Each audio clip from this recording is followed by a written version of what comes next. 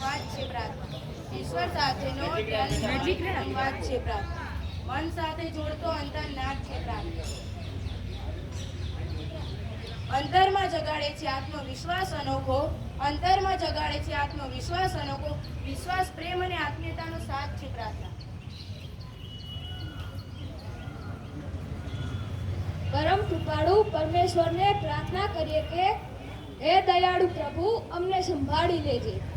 હે દયાળુ પ્રભુ અમને સંભાળી લેજે. વિકટ પંથે ભૂલા પડે તો અમને વાળી લેજે.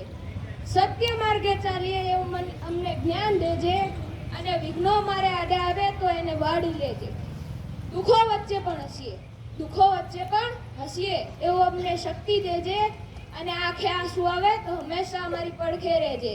તો આવી સરસ મજાની પ્રાર્થના લઈને આવે છે અમારા ધોરણના વિદ્યાર્થીઓ.